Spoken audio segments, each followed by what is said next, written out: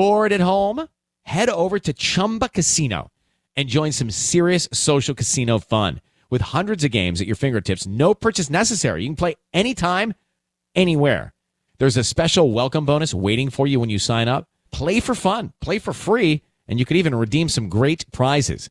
Visit ChumbaCasino.com and get ready to reel in the fun. Sponsored by Chumba Casino. No purchase necessary. VGW Group. Void where prohibited by law. 18 plus terms and conditions apply. EVO. This series contains adult language and depictions of graphic violence. Listener discretion is advised.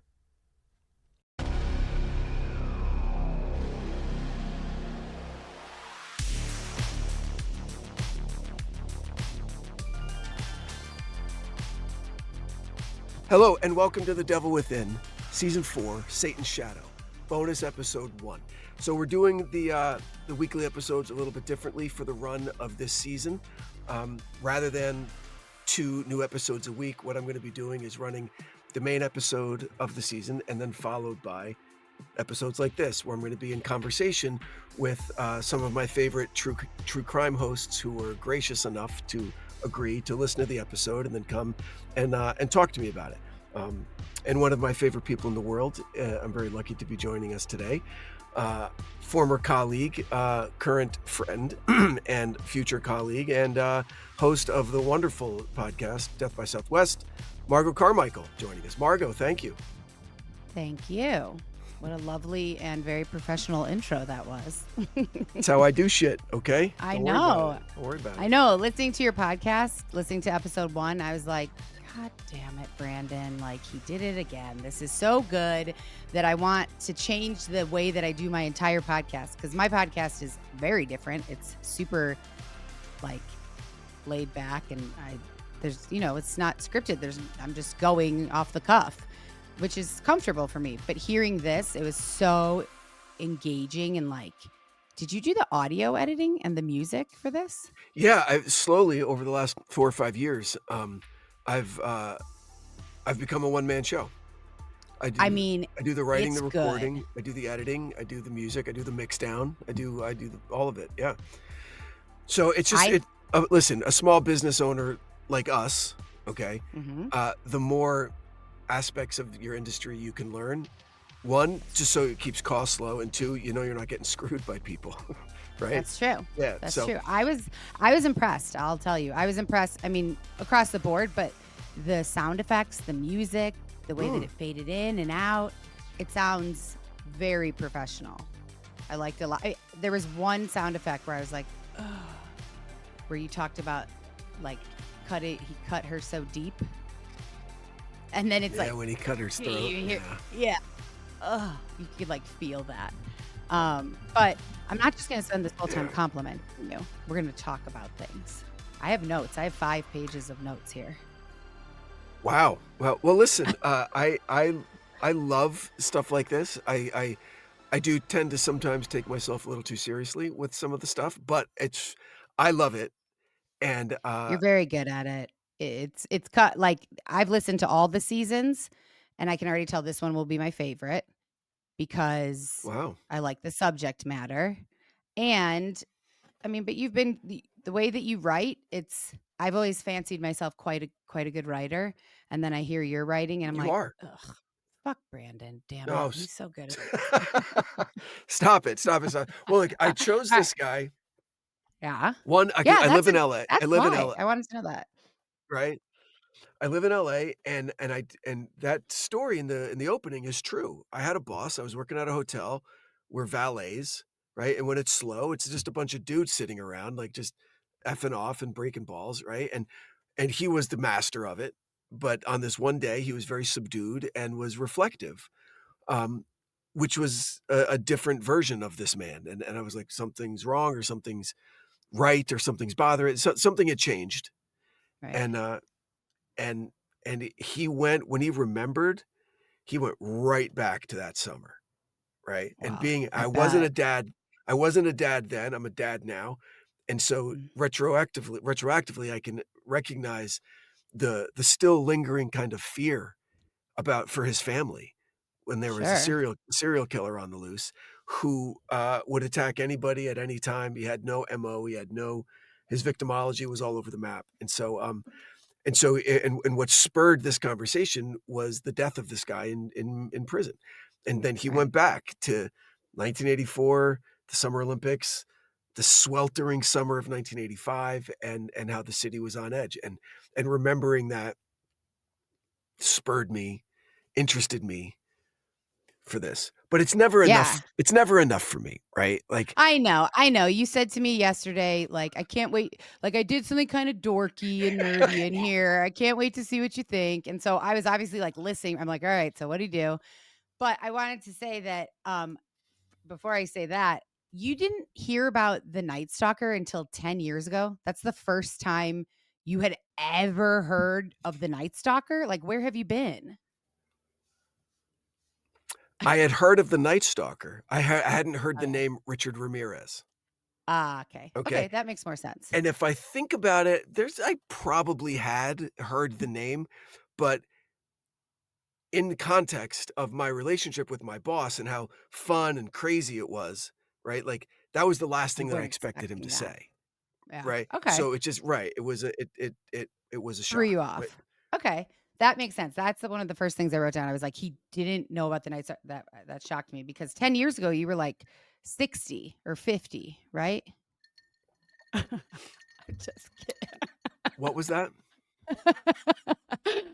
So the dorky thing that you did is including all of like Dante, the book, the Dante's Inferno, and that path down that way, which will continue to be a theme throughout the season. Correct? Yes, exactly. Okay. That's what has me really, really interested. All right, so for season 1, it was mostly Robert Frost poems, okay? All right. That were the correlation, the artistic kind of parallel to that.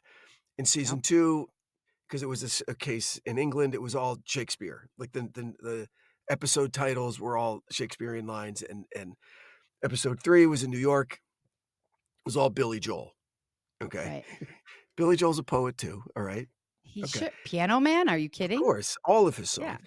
And so for this one, the way I was picturing it was this guy was such an enigma and was so difficult to track down, and he was out there for so long and so many victims, it just kept getting worse and worse and worse and worse. And when don't go ahead and listeners and, cheat, but the levels of hell that we're gonna be discussing later on oddly mimic both character traits of the killer and the experiences of the police officers that were trying to track him down. And so it Ah, was one of those creative moments where everything kind of clicked in. And and I hadn't read Dante, gosh, since I was a teenager, right? And so that text changes dramatically over 30 years into how you interpret it, right? So hmm.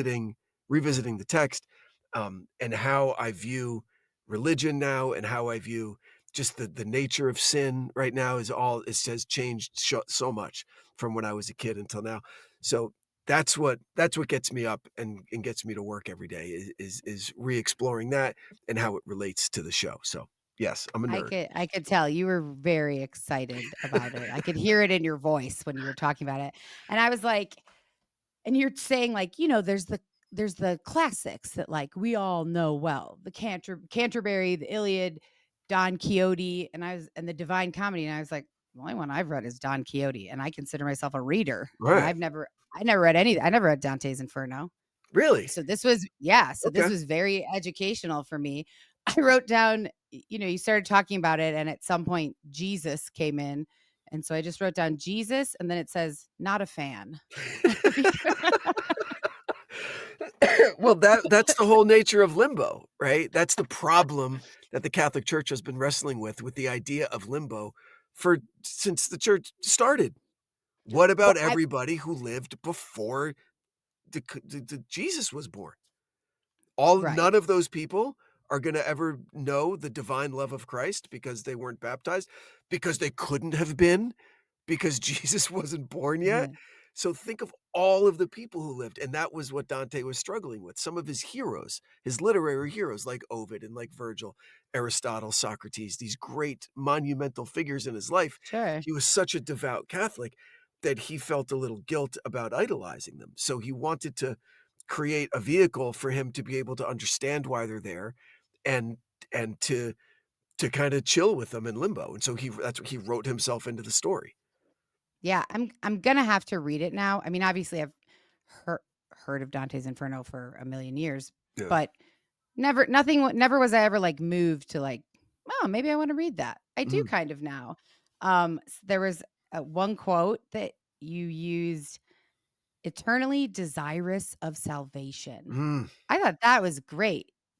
Did you write that, or that's directly? Is anything that you said directly from the book? Because I wrote down a couple quotes and I was like, wow. No, I haven't quoted I start quoting the book in episode 2 a little bit Okay. when Dante is engaged in conversation with some of the people in the further circles of hell, because Right. that stuff's gold. But it's also, a translation from Italian and, like, old Italian, 13th century Italian to now, so the Right. translations vary a little bit. But no, but that's your that's your punishment in limbo. Yeah, There's that's there's it. Yeah, there's no eternal fire, there's no pain, there's no none of that, like, it's cool, it's nice, you could hear children laughing and all that, but Oh, your I wrote that down. cross you bear is that you're eternally desirous of heaven. You can never get you'll never know the warm embrace of Jesus. Yeah, Well, and I mean, I don't want the warm embrace of Jesus, same. but there are things that I do want in I guess in life, in living, that I that would be a horrible punishment to forevermore in life and then in death wish for something or long for something that I can never ever have or achieve. Right, but now add the Catholic layer to that, which is and Right. it's not your fault, Ri right? Yeah, see, It that right. sucks. It's because of nothing that you've done other than being born in the wrong year, right? That's Being just born unfair. that's just unfair. Being born It's just before unfair. this eccentric rabbi was walking around the Holy Land and being cool and preaching love and forgiveness, okay? Right. You unfortunately for you, You're just you kinda screwed. you were born a year before year 0, okay, right? So, you That's you have it's no just the luck of the draw, kind what of, which I what thought a lot listening to this. I was like, "Wow, she's so lucky. Ooh, she's so unlucky," as you got into the right. murders, but it's like, that's unlucky if you're born to at a time when you cannot ever, Now have salvation. here's something that I left out because I think it would have been too off-putting and the episode would have just kind of degenerated into religion bashing, but, Mm. the church has tried several remedies for the limbo problem, specifically as it regards children who die in childbirth, okay? Because Right, right. right? And I mentioned You that talked about briefly that. in it, You right? did. Yeah.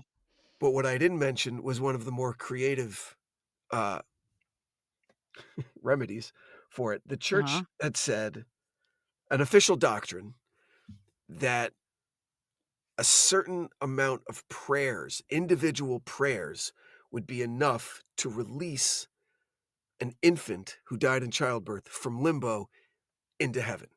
You have to have you have to ask for whatever. Let's round numbers. Let's just say 100. It's not. It was tons more. But let's say Right. 100 specific prayers for the soul of this faultless Baby. baby, okay?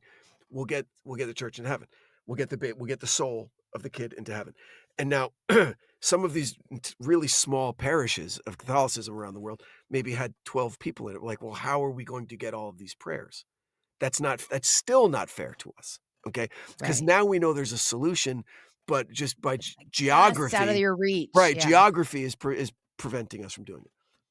So then the church is like, well, okay, we can appeal this to our larger archdiocese where there are more people.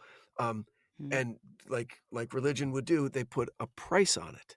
This is how much it will cost you for us to Oh. solicit these prayers for you, right? And they're like, "Well, geez, how much, and so they're like, all right, people are at different income levels, so we're going to say 25% of your yearly income is Jeez. is what it will cost for the appropriate number of prayers to get the soul of your dead baby into heaven.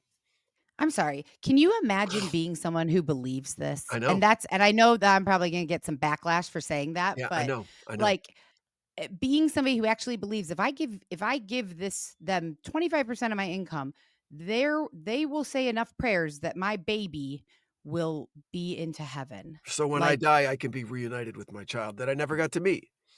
come on. Yeah, I know. I know. I know. It's Come strange. Well, on. listen, I appreciate the attempt to assuage some of the, God, profound Sure. grief that these parents Sure. must be feeling, right? That Agreed. there is a way, but man, come on.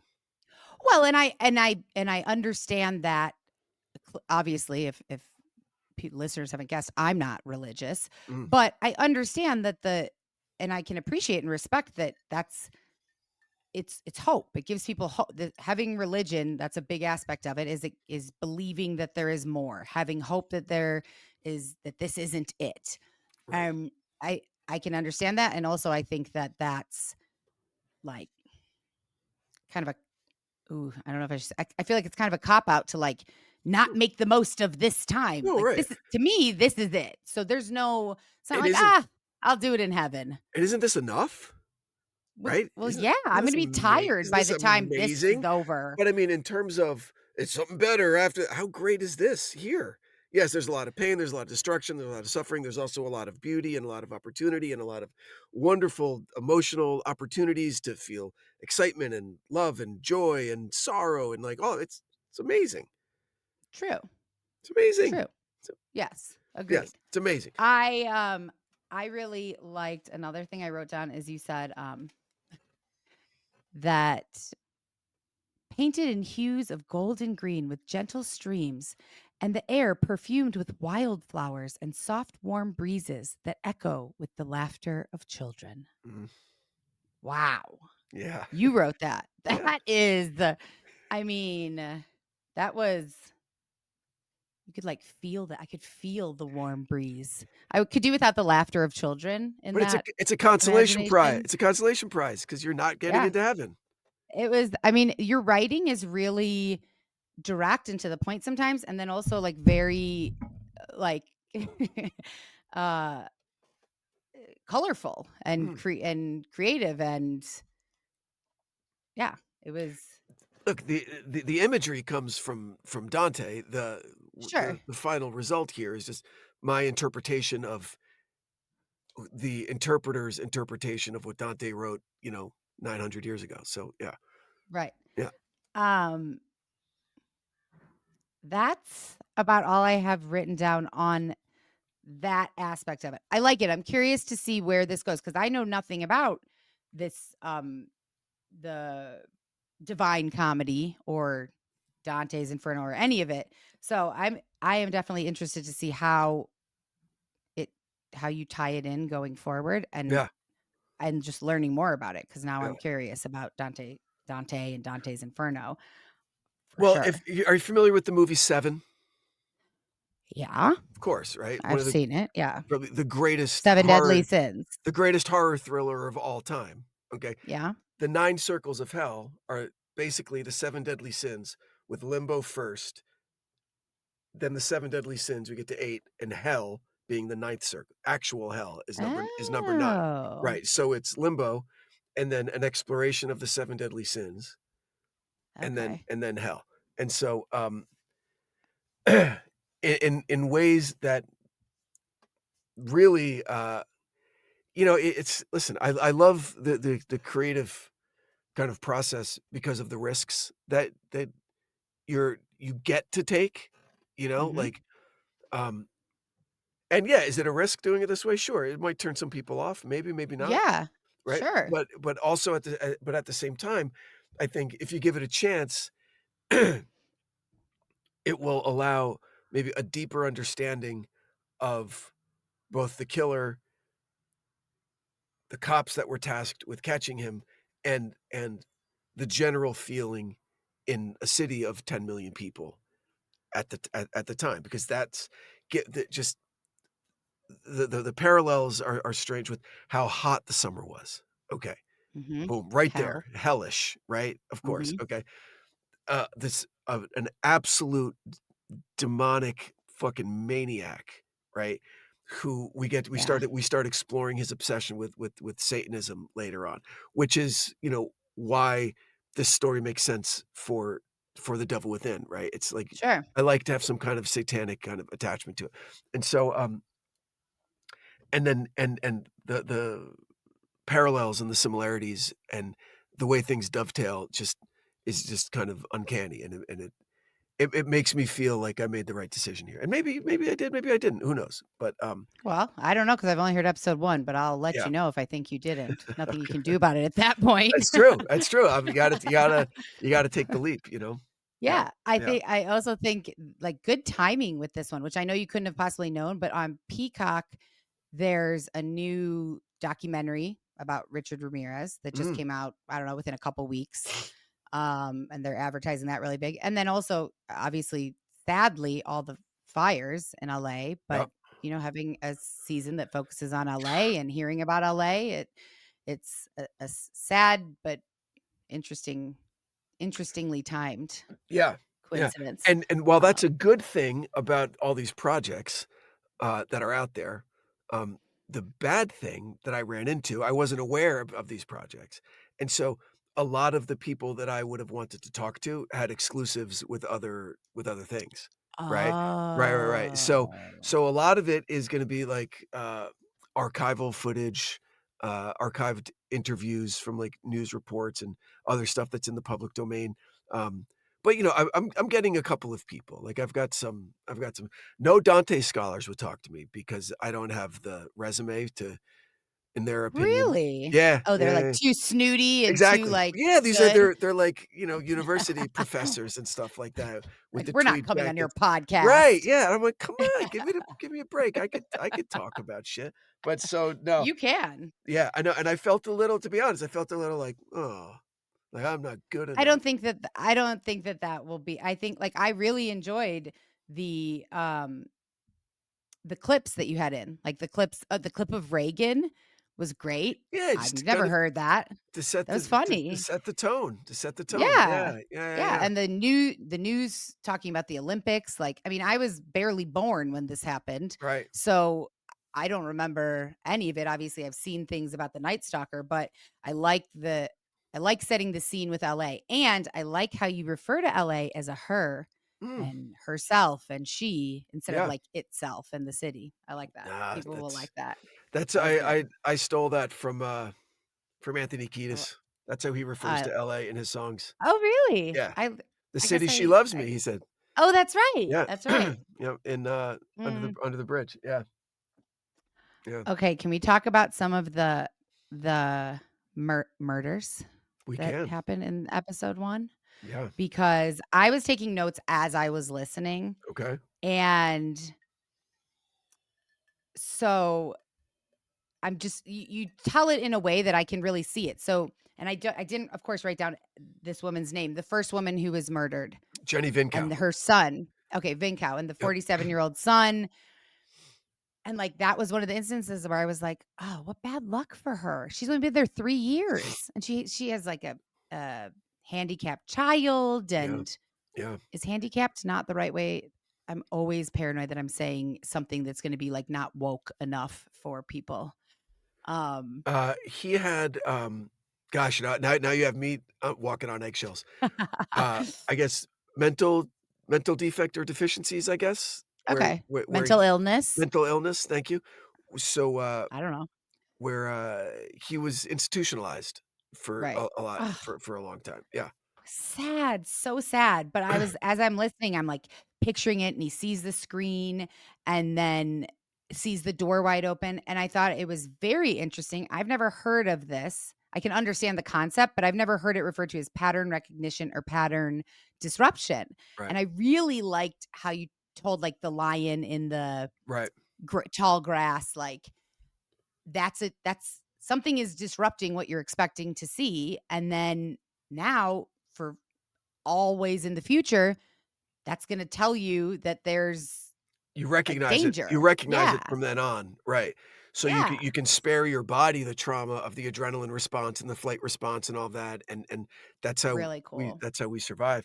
But yeah, man, talk about Did you bad luck. research that or Yeah, did of you know course. that? No, I Okay. researched Cuz the I was hell like, out of it. Yeah, yeah. okay. I researched a lot of it. Yeah. So talk about bad luck. I mean, she left her window open because it was hot out. That's all that she did, Well, and also, it was a crime of you're on a opportunity.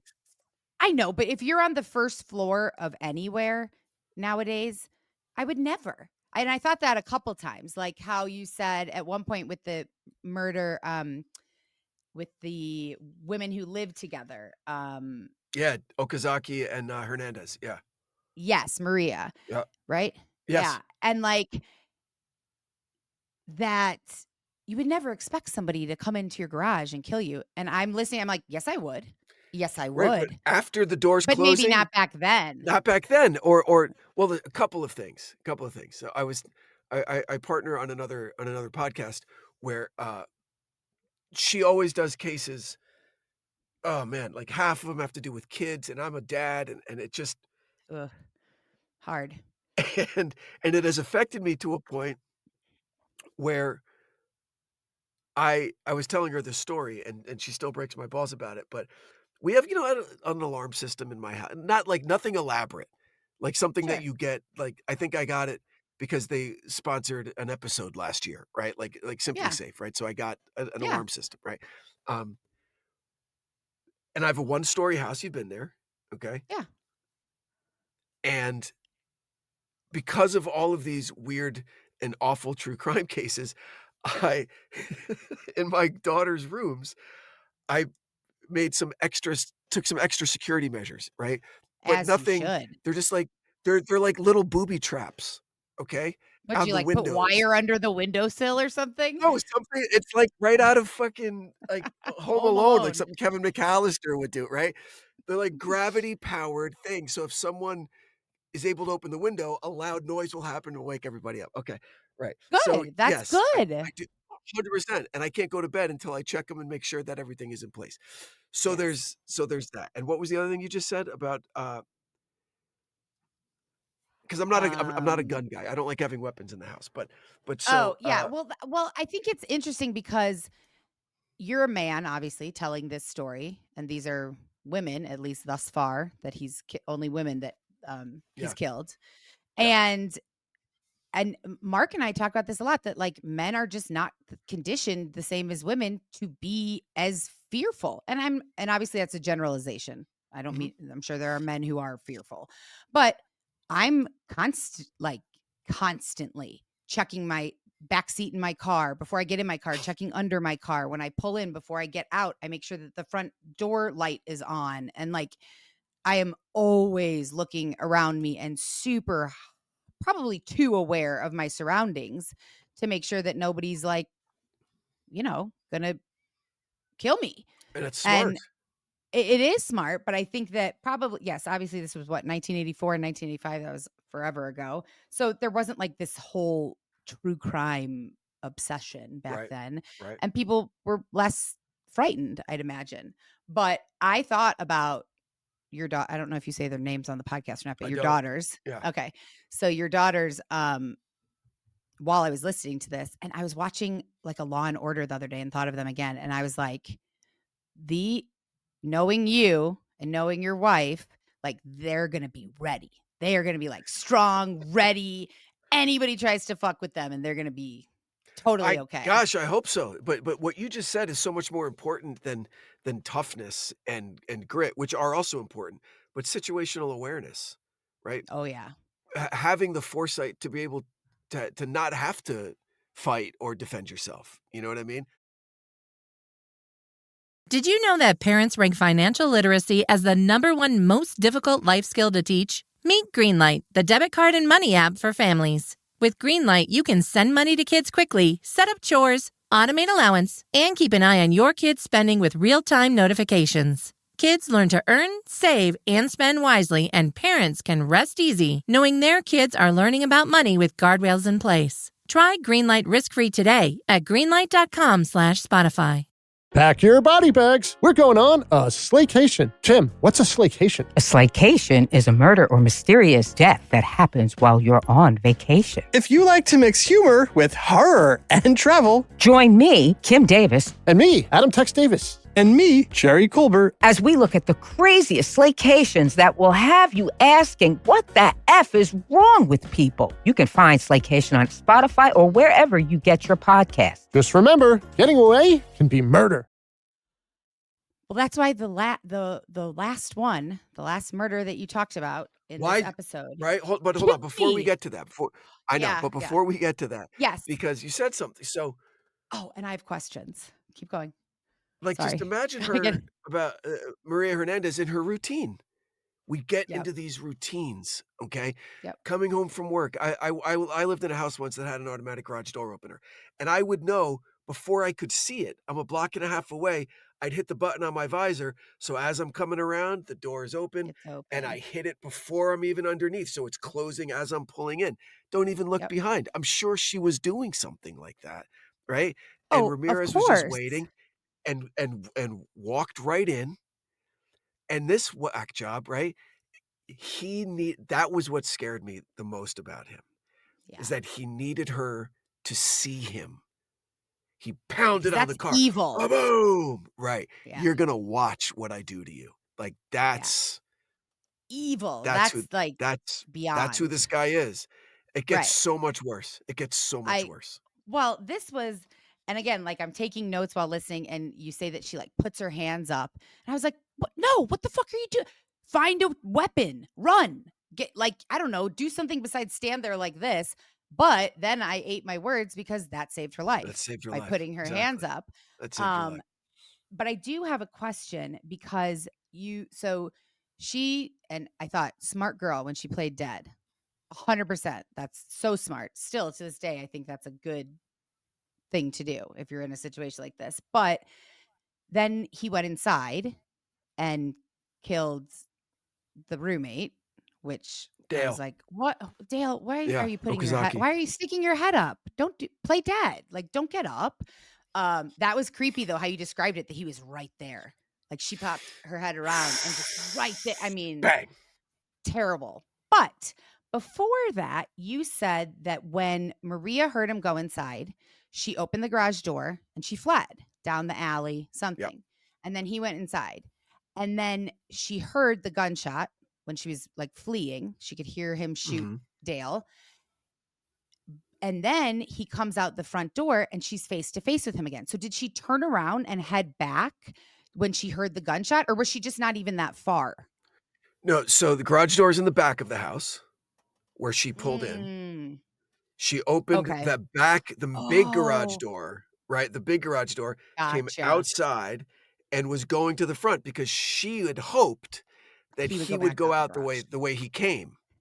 And he didn't. I got it now. Right. Okay. And he went out the front. I was worried about my writing there, if it was going to be clear or not. So thank you. No, I think I missed that the garage was in the back, but how you just explained it, now I can totally picture it. The garage is in the back and she's running around, because when I was listening, I was like, what the fuck is she doing? I would be fucking to Kentucky right now, like running so fast. Like, she was just trying to get to the street. Slowing down? She was trying to get to the street, to some civilization, right? Well, and how weird that then she surrenders and he's like, nah, I'm good. You can live.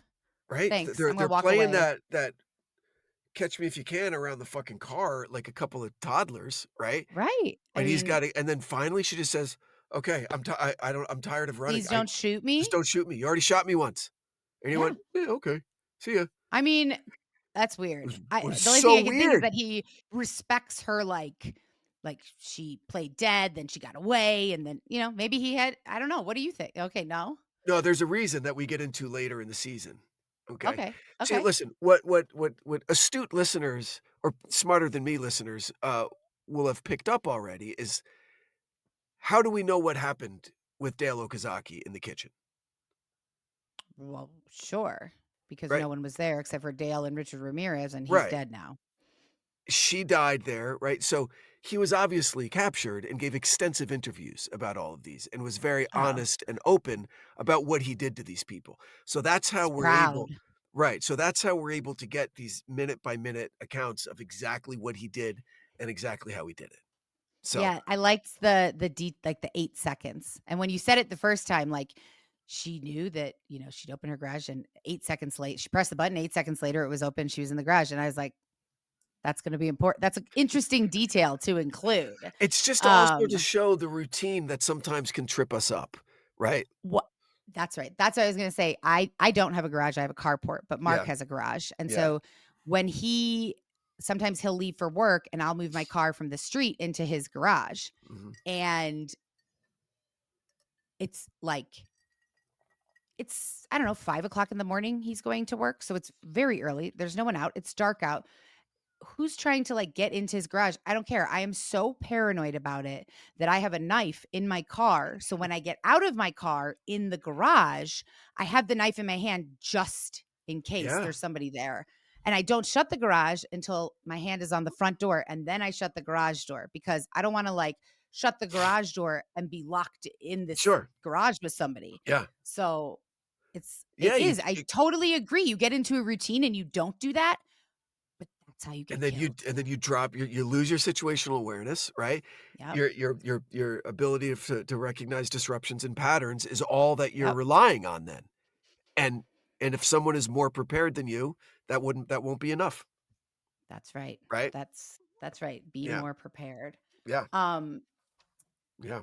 Okay, so the next one, the what was her name? The last girl? Veronica Yu. Veronica Yu. I was so impressed with her when you started talking about good for you. You're so aware. You know that he's following you because definitely, I mean, I feel like many men and women, definitely women though, have done that where you feel like somebody's following you. I'm going to turn this way, this way, this way. And then they fall off and you're like, oh, it was my imagination. I was just getting, I was a little paranoid, but she wasn't paranoid. This person was following her. And so I was like, oh my God, that saved her life. And then she fucking went after him. What is wrong with, I'm not victim blaming. I know that's a big thing. And I'm not at all trying to do that. It's tragic, but It was you got stupid. away. We could say it's You fucking got stupid. away. It was stupid. Go home. Yes. Oh right. Ego got in there. Who the fuck do you think you are? You pervert? What are you doing? Blah, blah, blah, blah. And Ramirez had given up. Right. He was like, okay, this one, she's probably too smart for me. Yeah, right. And then she pissed him off. Well, I mean, even they pulled up and they were next to each other and all right, so you chased after him, you pull up next to him. At that point, drive away. You can see his face and his face was scary. I don't know. I can't believe that she that was stupid is right. It was stupid. And it establishes also a pattern with Ramirez that in a very strange way I'm familiar with. I'm not drawing any parallels between myself and Richard fucking Ramirez, okay? Okay. But Mhm. Ramirez often, even if he hasn't admitted it, I recognize it. He avails himself of the safety and the anonymity of the LA freeway system. Okay? Yeah. You could be doing some terrible shit on the surface streets, and then as soon as you get on the freeway, you disappear. Yeah. There's true. always traffic. They're never empty. Okay? Yep. And so, let's say, for the sake of argument, that you're buying a bag of weed. Okay? Yeah. And you're nervous and you're looking all around you can't wait. You hope there's a traffic jam on the 405. Okay? Right. Because you get on there and you're like, I'm cool now. I can't Right. You speed. just blend in. I can't swear. I can't break any traffic laws, nothing. Yeah, right. So that's there's a no good way I'll point. get pulled over. So that comes up over and over again. Ramirez would do something Hmm. terrible and then he would just blend into the freeway and look for a victim. And for whatever reason, Veronica's car stuck out to him where he Bad luck. swerved over all lanes of traffic to get behind her. And that was when her antenna went up. You notice that on the freeway. Right? If someone, Oh my God, of right. course. So Of course you would. So she knew. Yeah, I mean that, and I was really it's good for this girl. Yeah. I would do the same thing. I'm always, oh, I wrote down her doors weren't locked. She didn't lock her car doors. How, I guess, again, back then, 1984, no electronic locks. Okay. Well, yeah, I mean, I guess that's true. I've watched, nowadays I've watched enough FBI and Criminal Minds that like I get in my car and that's the first thing I get out of it. And like it's locked at all time. My front door is locked right now. It's the middle of the day in Tucson. Like what's going to happen? But you don't know. Sometimes people break in the day. They just walk in. Home People invasion. don't lock their doors. Called home invasion robberies. I know. Like it's Yeah. a scary. So I place. thought And about there that. It's funny. I thought about that same thing, and I put myself in her world. Like she's done with school, right? She's walking to her car. Maybe it was one of her habits. She takes her backpack off, unlocks the passenger door, puts her bag in there, walks around, gets in, and drives home. Like, and so she remembers when she gets home, when she does the reverse, she locks it before she shuts it.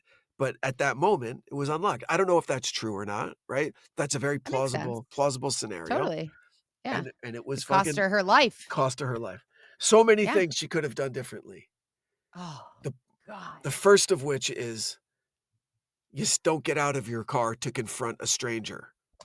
Don't follow him once he leaves you alone. You peel off. Don't You peel follow him. off Go away. and you drive to the cops and say, I thought about. yeah. Go ahead. No, No, sorry. and you say, this car was just following me. This is what the driver looked like. Maybe I'm overreacting, but I'm a single young woman. And the cops would have Totally. gone 100%. Let us escort you home. We'll sweep it. We'll do a sweep of your. All of that would have happened. Yep.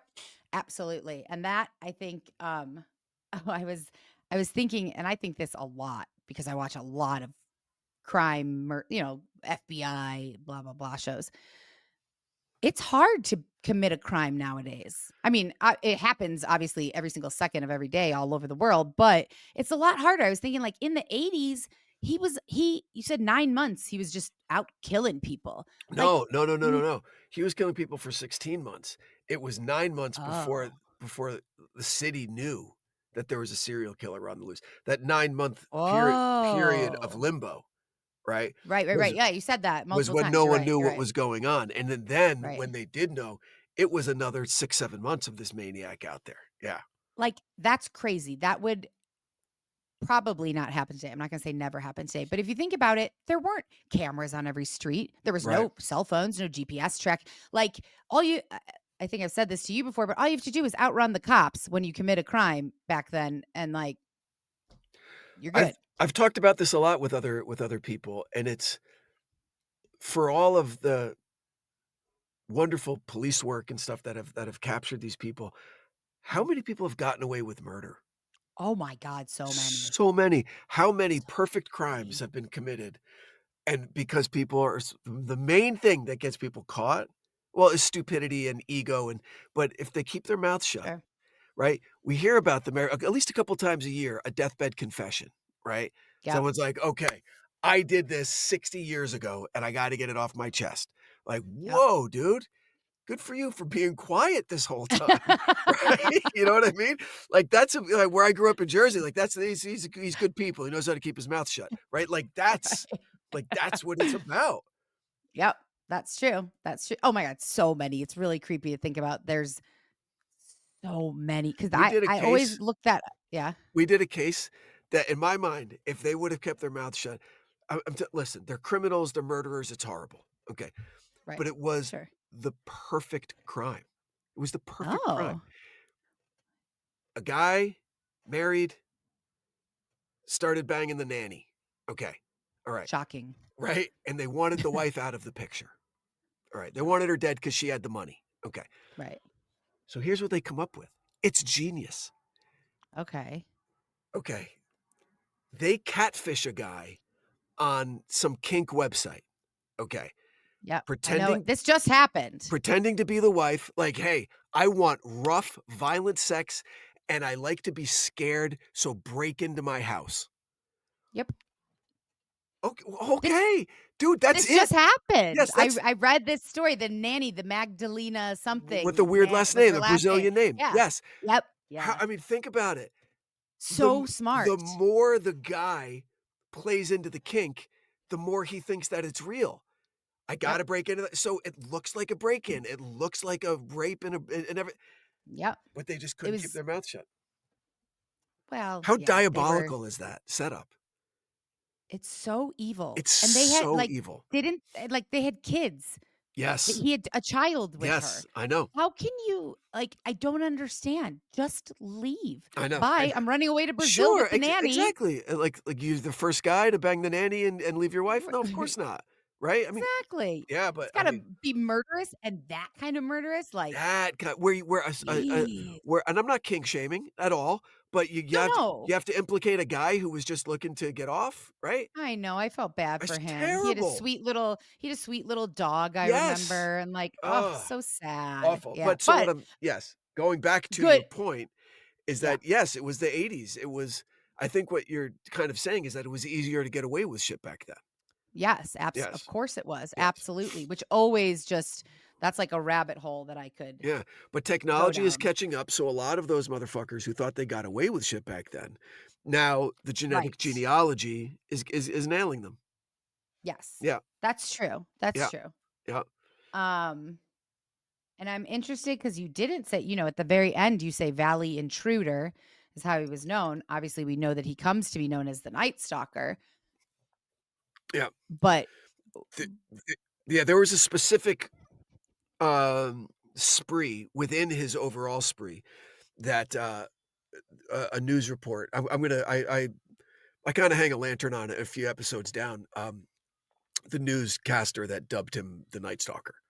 Yeah, okay. it was I'm a interested. specific. It was a specific thing. Yeah, yeah, Yeah. and again, don't read ahead. Because there's a lot more. There's a lot more coming up about his past and about his upbringing and about yeah, it's and the cops are amazing. The two Yeah. cops that tracked him down and how they did it and what wound up being his ultimate undoing is really interesting. So I don't. So I've heard of him. I've definitely watched things about him, but not recently. So this was all felt new to me for Yeah. sure. And Good. then the only thing that I do know, as I recently saw something, is how he was eventually captured, like in that last moment, which I won't say now because I'm yes, but the last thing I want to know is, was there ever do you ever find out why he chose blue houses near the freeway exits? No, that was never, like, he never explained that. That's so weird. no, and it's strange about that. The only reason that I included it, because listen, I'm not a journalist. Fine. Sure. However, I like to get corroboration from things. Okay. Yeah. The only reason I included that in this is because it was told to me first person from someone who went through it, from my old Right. boss. Okay. Because the cops and stuff that I did talk to, you get one cop said, "Oh, 100% that's true." One cop is like, "No, that was bullshit." Okay. Oh. But then when you hear episode 2, it's a blue house right off the 605 freeway. And I think it's because he knew that was his escape hatch, that he could get onto the freeway freeways. and disappear. Yeah. Hmm. That's my interpretation. I'm not a cop, I'm not an investigator, I'm not a journalist, I'm not any of those things. But, it and No, that makes I will sense. always defer to what makes a better, more interesting story without blatantly telling things that I know are untrue. So I included that because it was told to me first person, and I at least had one cop offer some corroboration. And in the interest I of like fairness, another cop said that wasn't true. So okay, Sure. Well, Yeah. that's like researching any story. It's like there's yeah, 18 different, like there's always conflicting things. But Yeah. this was, I really am not, without like blowing smoke up your ass, because you don't need it. This is good. You already know this is good, but it's good. It's really interesting. I really, I'll be honest, this is rude. I apologize, but I did not think you did the music or the sound effects. I thought that you had somebody do it. I mean, it's really good. It was very, very good. I was impressed. And the writing and just the story, the cliffhangers, at one point you're like, the killer wasn't quite done for the night. And then you pause. And, it's like, it's dramatic. It's good. Well, Terrific. I'm stoked about that. Thank you. I respect your opinion, and I appreciate you taking the time. Yeah, of course. And I'm happy to do this anytime you want. And even if you are talking to somebody else, I expect these episodes. I want you to send it to me so that I can listen to it. I mean, I know I can listen to it. There's more in the Dropbox, so if you want. Okay. So, yeah. Okay. Yeah. Good. Awesome. Just for you. Thank you. Sneak peek from Margot. Yeah. All right. So tell people about you and where they can find you and what you're doing. Oh God. What am I doing guys, with my life? Just check out Death by Southwest. Much like I'm a one-man show on Devil Within, Margot does everything on Death by Southwest. It's a terrific show, and let her tell you about it. Yeah, it's I explore murders in the Southwest because I live in Arizona, in Tucson, and the first 60 episodes are me and my sister, and then I ended up now I do it by myself. Occasionally, I have a guest host. It's a laid-back podcast. I tell the story. It's not scripted.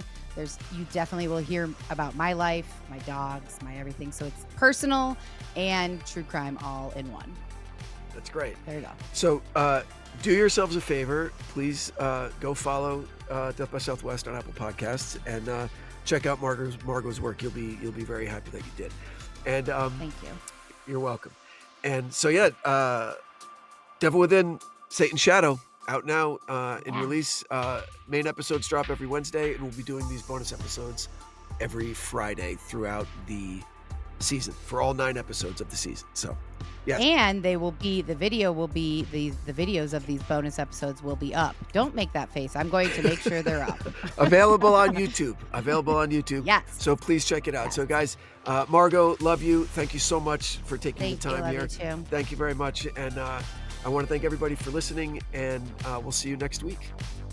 And leave a review for The Devil Within for this new season. If you feel so inclined, that helps the algorithm so much. Any engagement on Apple Podcasts helps a ton. So I don't like asking, but I will. I know, but I asked for you. There you go. Thank you. We'll see you next week, everybody. Thank you. Bye. The Devil Within is an EVO production. Recorded live at Bel Air Studios in Los Angeles, California. Written and produced by Branden Morgan. Executive produced by Danny Abelson. For The Devil Within, I'm your host, Branden Morgan.